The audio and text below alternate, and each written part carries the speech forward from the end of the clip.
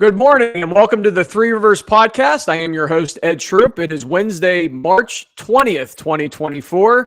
And we are live on all of One-Berg's networks on YouTube and our YouTube channel. We're glad you could join us here this morning for another exciting week of talking Pittsburgh sports. And joining me, as he is each and every week, is my partner, Brian Carruthers. Brian, good morning to you. Hi, Ed. And here we are, yet another Wednesday. I'm exhausted. This is I can't keep up this pace. I saw that Le'Veon Bell is going to be on OnlyFans. Joe Biden blocked Antonio Brown on Twitter, and that's not even getting into what Omar Khan did last week and probably what he's doing right now. I'm exhausted. It's been a busy week, my man. That's for sure. We broke in. We of course we had our show last Wednesday, and we talked about the possibility of bringing in, Justin Fields with the Russell Wilson news. And you mentioned it. You said cut Kenny Pickett, then get rid of him. And then 48 hours later on Friday, those two scenarios happened. The Steelers traded for Justin Fields, and they cut Kenny Pickett, and the Kenny Pickett era comes to an end. It's like Omar Khan was watching our show each and every Wednesday. I had to quote the great Bobby the Brain Heenan, "You wish you had my brain." Absolutely. There you go. There you go. Hey, let's bring in our special guest for this week. You know him. You love him. He's one of Pittsburgh's favorites. Rob King from SportsNet Pittsburgh, and also on the Steelers radio network as well. And Rob, good morning to you. Welcome to the big show. We appreciate you joining. I should have worn an old Fox Sports Net T-shirt, Ed, in your honor. I'm sorry I didn't do that. Brian, good to see you as well. Hi, Rob. Yeah, Ed, you were an old intern of Rob's. How did he treat you? Did he scream at you a lot for coffee? He was nothing but a class act. But here's the most important thing, Brian. You and I have aged in 24 years. This guy in the middle still looks the same as he did 24 years ago. He hasn't changed at all. Man, that was a great time with Rob, yourself, of course, standing guy back and doing Sports Beat as well. We worked on that show. Just a lot of fun back in the day. Paul Alexander, who we just had on our show a few weeks ago, Paul was part of that group with you as well. A couple other guys, too, whose names just you said Brian Lasik, escaped me. Editor extraordinary. He and I are working together on a project on the 30th anniversary of the Penguins' third Cup championships. That'll be airing at sometime in April on SportsNet Pittsburgh. Craig Hall, the best graphics guy in the business, hands down. Dan Potash. I mean, just so many people. There have been so many people, Ed, that are still there. Brian Anloff, I think maybe Kevin Kane and Cliff Wincoop, a couple of our other photographers, along with Brian Anloff, joined after that. But, man, 24 years there, and in a lot of ways you feel like the new guy because there are just so many people that are still there. It's an incredible place to work. That's really cool. And, when you guys added the glass, right, is that the old building where the glass you could walk past and scream at everybody? Oh, not great memories there. No, that's the new building. The old building, I can't remember when we moved. I think it was like 07 or somewhere, 06, 07, somewhere along in there. Yeah. I believe, I know we were in the building for the Penguins championship run in 08, 09. I don't remember, and I think we were there certainly in 07, 08. So I'm going to say maybe 07. I think somewhere in there. But yeah, that glass, that's opaque glass now. You can't do what you could do back then. Well, what's so funny is, that was like the Today Show-esque, right? Like everyone got behind Katie and Brian Gumbel and screamed and everything. Pittsburgh's like a unique beast. I mean, I would go after Pirate games and see you and Teak and those guys. I mean, it was insanity. Like it was Woodstock behind you for a long time. Well, a little, yeah, but then there's no. I'm guessing the Today Show's got some security guards out there. We had none of that. But no, for the most part, Pittsburgh people are Pittsburgh people. I mean, I've said this. I mean, just the greatest people on the planet.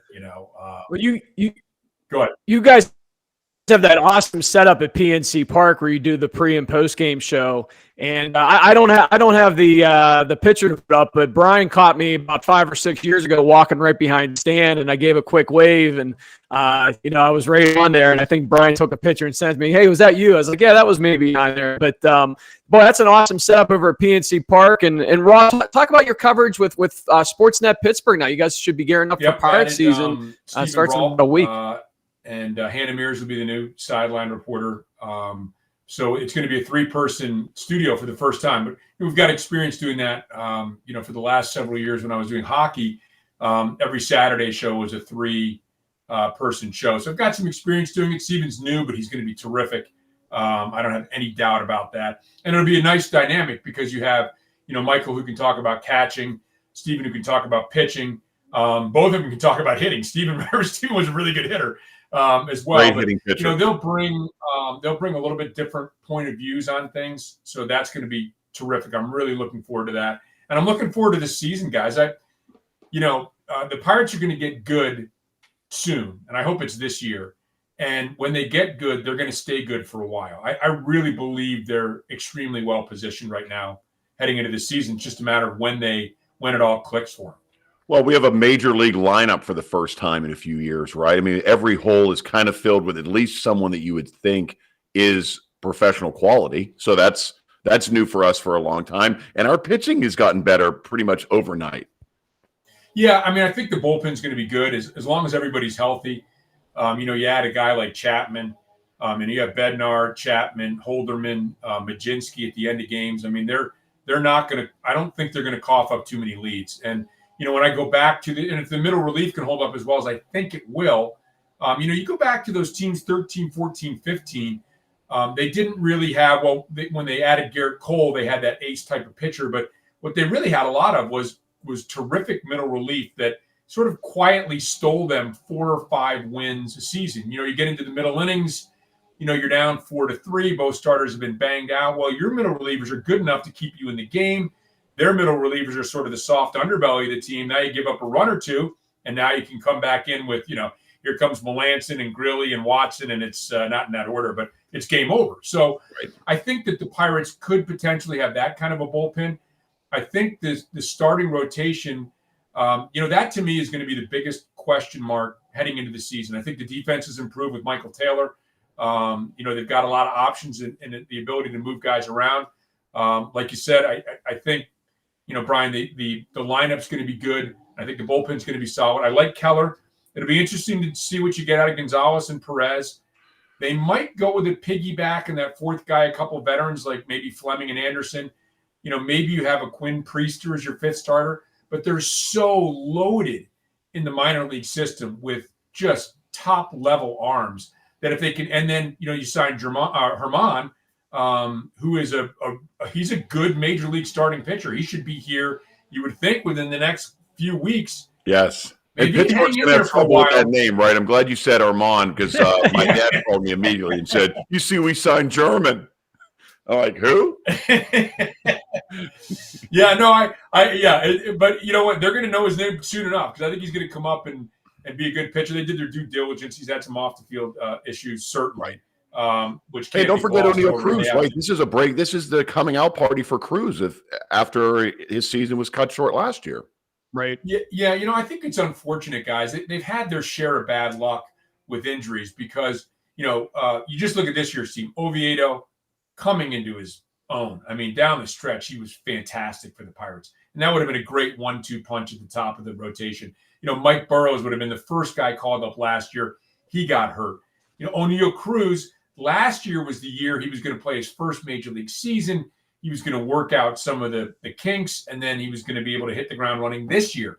This year, that guy's Andy Rodriguez, another top prospect who, again, is injured and out for the year. I mean, they've had their share of bad luck, and I think that's kind of upset the timing. I mean, I guess in some ways you can almost expect injuries in baseball, but, they've been sort of crucial injuries that I think it's going to maybe potentially upset the timing of when the Pirates clock begins for serious contention. But I really believe, when you look at Herman, Skeens, like if Jones isn't in the rotation, Ortiz, so you got guys in Ortiz and Herman who can come up quickly, right? If something goes wrong, you don't have to rush a prospect. And then behind them, you've got Bubba Chandler and Salamito and Harrington. I mean, it's a loaded group of pitchers, And, there's some people how about the position players? We have Tamar Johnson, some other guys. I mean, he's going to be a good player. They'll have some guys that'll help. But the position guys are here, right? I mean, you got Davis, you got Rodriguez, you have Cruz, you have Peguero, you have Triolo. I'm sure I'm missing one or two guys. They're here. They're here Well, now. what do you think the Pirates will figure out? I know Ed's itching to get to the Steelers, but Rob, No, what will the I'm Pirates good with both. what will we figure out to do with Henry Davis? That's the big question, right? It seems like we don't exactly know what to do with our number 1 overall pick. To me, he's a catcher. I mean, he looks like he's been a catcher. We'll see how they utilize him. He worked extremely hard in the offseason. I mean, this guy is a hardworking guy, and he's all about winning. He's all about winning. I remember I interviewed him when he was drafted, and he came into our studio, and, really fine young man. You can see, good family. They were there in the studio as well. You could see where he gets it from. And, I asked him, I said, hey, Henry, there's some criticisms of your catching coming out of college. And, if you're going to be able to catch at the major league level. And his answer was just, I will. I mean, that as simple as that. I mean, like, no nonsense, like a little bit of attitude in a good way. This guy wants to be a catcher. He's worked hard at it. He's, he gathered guys in the off season to work with him, to learn the pitchers. He's got a cannon for an arm. Obviously being able to translate that into useful throwing, the pitch framing, other things he's going to work on. But, this guy's, look, when you can have a guy like that at your catcher position and hopefully provide the kind of offense that I think he can, that's a weapon for the team. And then, if Andy Rodriguez comes back, great next year. I mean, he will come back next year. Sure. He can catch, but Andy's a plus defender at a couple other positions other than catcher. Right. So, you can have, and no team has ever in the history of sports ever said, man, we are in big trouble. We just have too much talent to win, Right. So too many talented catchers. Yeah, we have too many good players. We're up against it. Yeah. I got to watch my life, Anyway, yeah. Well, Robin, and you could see that Brian's the Bucko guy. I'm the Steeler guy. But listen, I'm a Bucko guy too. Brian and I both grew up in the late 80s, early 90s. So, I had a mullet in Little League after Doug Drabeck, and Brian has a picture somewhere of that he can put up sometime. I just have a love-hate relationship with this team over the last 20-some years. It's like a bad relationship. And this is the time of the year where I always take them back, right? March, April, May.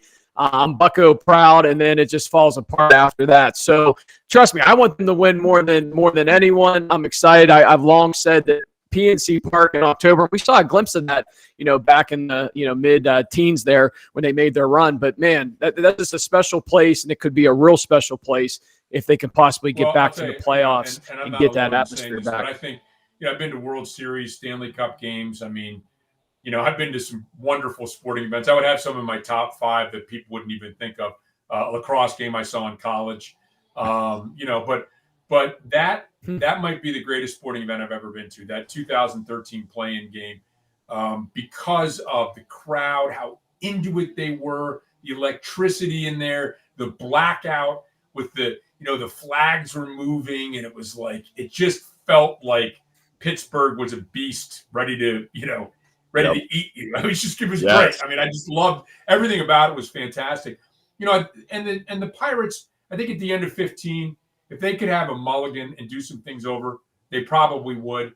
And that, what's heartbreaking is I thought that they were just their window for competing was just opening. Like Tyler Glasnow was going to be here, and Tyone was going to be here, and Cole was going to become that ace.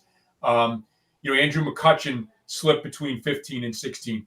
But, people forget in 16, a week into September, they were still in the race. Yes, 17, right. A week into September, they were still in the race. Now, they're wild card race more than division, but they were still in it. If they could have done one or two things differently, I think that window would have stayed open longer for the team.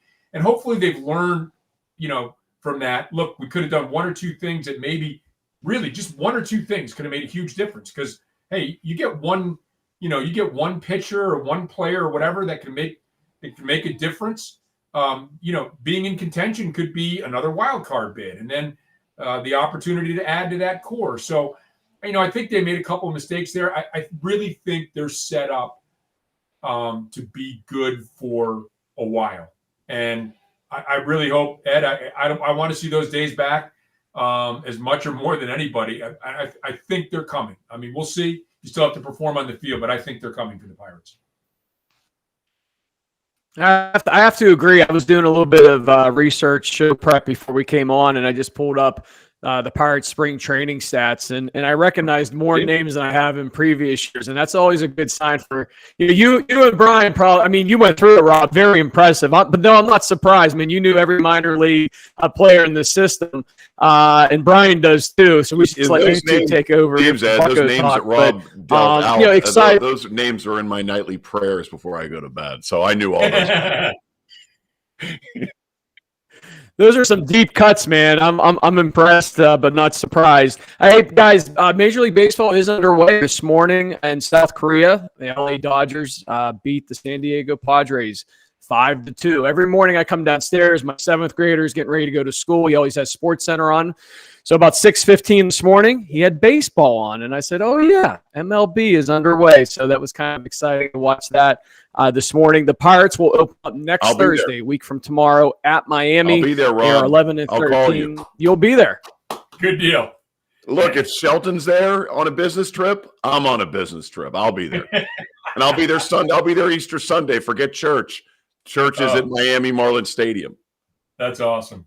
That's awesome. You and Rob can hang out and talk about the Pirates single A affiliate in Bradenton and how they're going to do this year. So I'll be and see who wins that one. Sorry, go ahead. That's absolutely true. No, you're good. You're good. Hey guys, let's talk. But you did mention Tamar. My prediction, Rob, and I don't know if you agree. I think within 5 years, every kid in Pittsburgh under the age of 16 will have a Tamar jersey. Works for me. I mean, he's got a great personality, and you're right. To be able to rally around a kid like that, hopefully we see a lot of Skeens jerseys, a lot of Tamar Johnson jerseys, to go along with the Bednars and the Kellers and the Reynolds and all that. But yeah, that'll be fun. I mean, those guys. Look, you draft a guy 4th overall. You expect him to be good, and I expect Tamar to be good. It's going to be fun to watch him in Greensboro this year, which is a real hitter's ballpark. And the real question will be, how many times can Rob King interview Livy Dunn before it gets excessive? Well, you mentioned the Tamar player. Brian sent me a text in like mid-December, right before Christmas, and he said, this guy, exactly what you just said, Brian. He said, everybody in Pittsburgh is going to have this jersey. My reply was, who? With a question mark. I Googled him, and then I realized, I mean, my goodness, he was a first-round draft pick. I don't know where my bucket of knowledge was, but like I said, it's on and off the last few years. What's not off and on, Rob, is my love and knowledge of the Steelers. Of course, you're a big part of that. Steelers Nation Radio, and also, just talking a little bit about what they've done here in the last week. Want to get your opinion. Russell Wilson, the big signing, of course, but Justin Fields last week, the trade, and then Pickett gone. Kenny Pickett, the era is over. He gets traded to the Philadelphia Eagles. One thing Brian and I have been talking the last few weeks, even before those moves late last week, is there's one thing that's very, very clear. The Steelers are going for I think we saw at the end of 2024. last year. It's interesting. It'll be interesting to see how good the Steelers are because, look, Mason Rudolph went 3-0 as a starter, right? So what happens? How good is the team around him? What happens if you can sustain more drives? What happens if you get better play out of the quarterback position like we saw with Mason Rudolph? I think you can't – I mean, first of all, it's the most important position in sports. I mean, you can talk about goaltender in hockey for sure is important. A number one starting pitcher, but he only plays every 5 days or pitches every 5 days. I mean, the quarterback is the most important position, I think, in all of sports. So you've, in my opinion, upgraded your quarterback room. Now, is it Josh Allen level?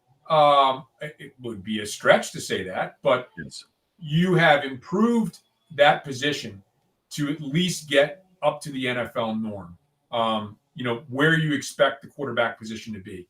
I'm excited about Russell Wilson. I thought he would have been a great pickup a couple of years ago when they were talking about, hey, finding a replacement for Ben Roethlisberger. It obviously didn't work out great for him in Denver. And, so you come in with some question marks about a guy who's had a Hall of Fame career. And this is them solving the problem, I think, or at least addressing the problem. We'll see if it's going to, again, like we talk about prospects and pace.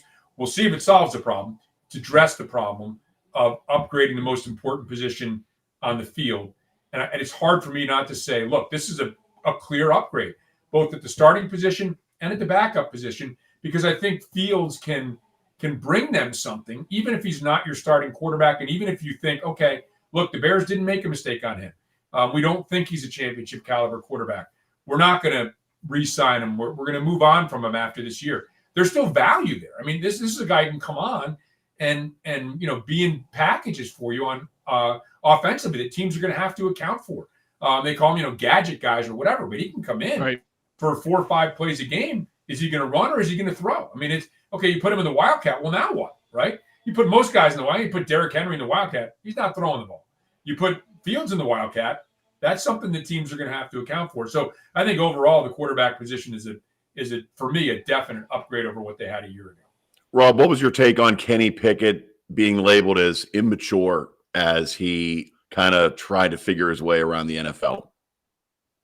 Yeah, I mean, I hate to say this, but I don't know Kenny Pickett. I didn't, I haven't talked to him.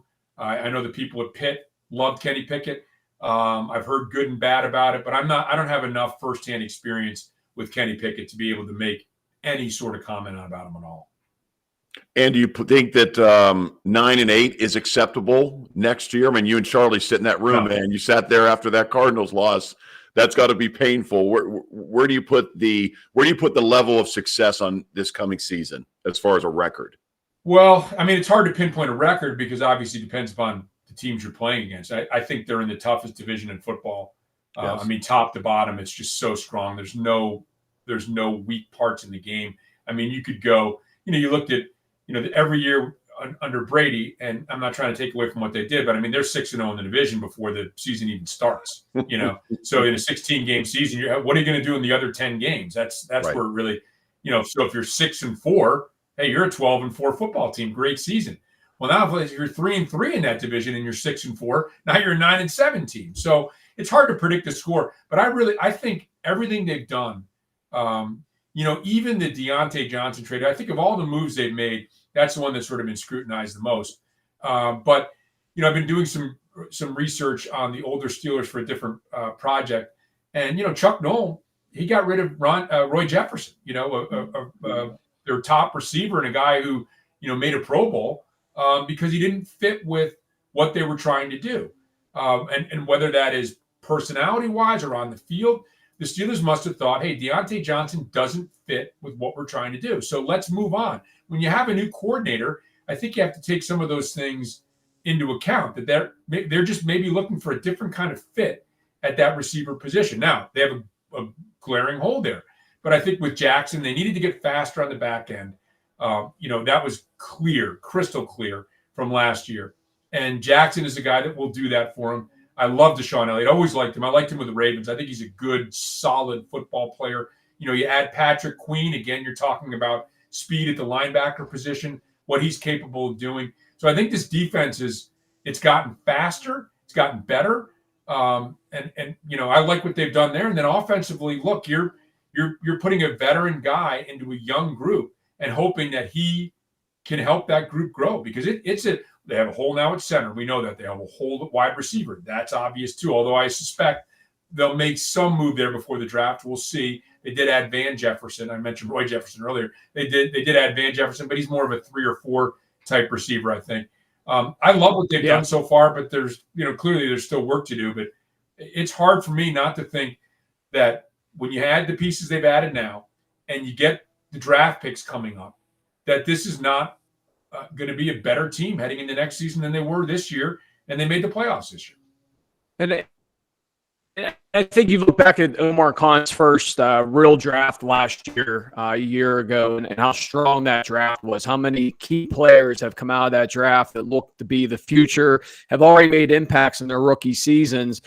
You'd expect to have a very similar draft this year. Their position very similar as they were a year ago with the 20th overall pick. Rob, I was pumped about Patrick Queen. Ever since Ryan Shazier's injury, the Steelers have had a huge gap there at the middle inside linebacker position. You mentioned speed, and that's pretty much what it's been, mostly speed. Last year, I think they got closest to trying to replace Shazier with bringing in Roberts and Holcomb. Unfortunately, injuries, of course, impacted that position. But now you bring a guy like Patrick Queen in, who's still early in his career and still able to come in and make an impact on this defense next year. Like I said, I'm mostly excited about the Queen signing.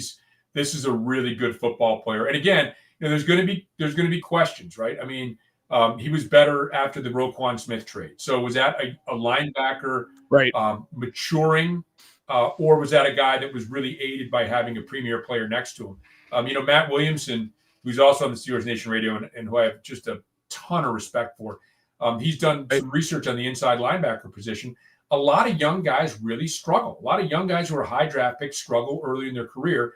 And it isn't until they've got a couple years in the league that they find themselves improving and maybe living up to some of the expectations from where they were selected. So I think Patrick Queen is, maybe fits that mold as a guy who, took him a little while to get it figured out, and now the athleticism is playing.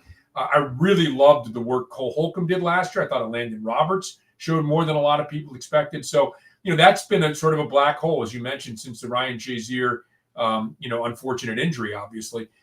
So to me, this now gives you, with Cam Hayward healthy coming back, Keanu Benton, you alluded to that draft. You have the outside linebackers.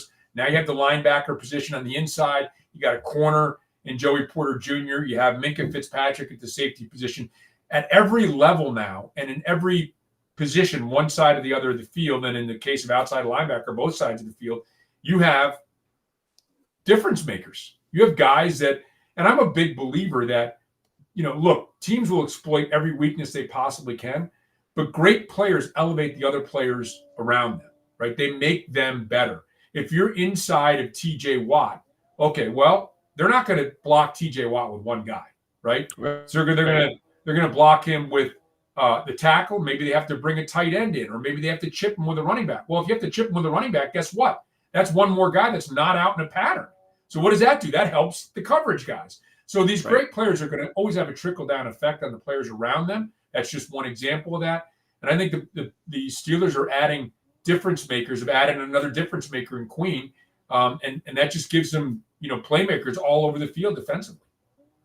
Rob, we're sensitive on your time. I know we're running up against 11 o'clock here. Just are you good? I know you said you're getting some trees cut down or something. Started. Is your tree service already there? I can hear my trees getting mowed down in the background. Guys coming soon. But if there's anything else, are we finished here? No, we could go longer with you talking about the Steelers all day, man. Real quick, I wanted to get your thoughts on the draft coming up here in about a month. I've identified 4 areas that I really think that they got to go after. Offensive tackle, center, you mentioned a little bit before, wide receiver, and then maybe another defensive back. I really feel in the first few rounds, those will be the 4 positions that they're going to address. Some pretty deep draft out there, especially on the offensive lineman side. I read something the other day that this could be the first draft in 20 plus years that they could draft. The NFL could draft 7+ offensive linemen in the first round. Not real sexy for ESPN or the NFL Network as far as when you have linemen up there. They want the quarterbacks and receivers. But it's going to be a big year, I think, for offensive linemen. And do you feel that the Steelers will go after a center or maybe another offensive tackle opposite side of Robert one Jones? Of the things the Steelers did going back to Kevin Colbert and have done with Omar Khan, which is why I think they'll get another receiver in-house, is that they put themselves in a position in which – so everyone says, we're going to draft the best player available. Well, no, you're not. You're going to draft – most teams will have needs going into the draft. But if you can sort of, cover some of those needs, right? And say, okay, listen, we can get by with so-and-so at such and such a position. we can get by with this person at such and such a position. So you at least put, it's plausible that you can fill some holes. That allows you now to go into the draft and say, okay, we don't have to panic and draft a center, for example. Hey, Ben Powers-Johnson, that's the guy we want in that 20 pick. Ooh, somebody nabbed him at 19. Well, now we have to grab the next best center available, who might be the 52nd ranked player in the draft. They don't have to do that. Right. Now, that's why I think, right now they've got holes at quarterback or receiver and holes at center. So that to me, those are the two obvious needs as we sit here right now. But man, if you think you've got an offensive tackle who is going to be a bookend with Broderick Jones for the next X amount of years, well, then you start thinking, okay, can you move Dan Moore to guard? Can you move James Daniels into center? That's a lot of maneuvering around, but can you do that? Is that plausible? It's at least plausible, I think. So I think they're open to a lot of different possibilities, and that's what makes it so great. I mean, if there is I wouldn't be shocked if they grabbed an offensive lineman. I'd be surprised if they grabbed a defensive tackle, but what if there's somebody they really, really like? Same thing at the cornerback position. I mean, I don't think in any way they're done at the cornerback position. Right. If they really felt like they had another JPJ to team with him, those are positions like corner and tackle. Man, if you can set those positions up, you're in great shape. So I think there's a number of different ways the Steelers can go in the draft. As we sit here now, center and receiver are the most obvious positions of need, but we're not at the draft yet either. Hey, Rob, what about one big opening? We're all broadcast guys. Bill Hillgrove announced his retirement. You had the chance to work with him. I'm sure he's a friend of yours. Is there one thing you can tell us of what's made him, in your unique perspective, special to Pittsburgh? Oh, man, I'm glad you brought him up. Love Bill Hillgrove. I used to joke with his brother John, who is when I would fill in for Pitt, doing the radio broadcast for Bill. I said, John, when Bill retires, if he could leave me his voice, I'd greatly appreciate it. I just think he's got the richest, most beautiful voice. I love his voice. I just think it's great. He's a legend, and he's just a really, really nice man on top of that. And I'm really happy for him that he had the opportunity to go out on top, to leave on his own terms. As we all know in this business, that doesn't happen too often. I just think that, he's been the voice of Pittsburgh sports, those two sports, two entities, I should say, Steelers and Pitt for so long.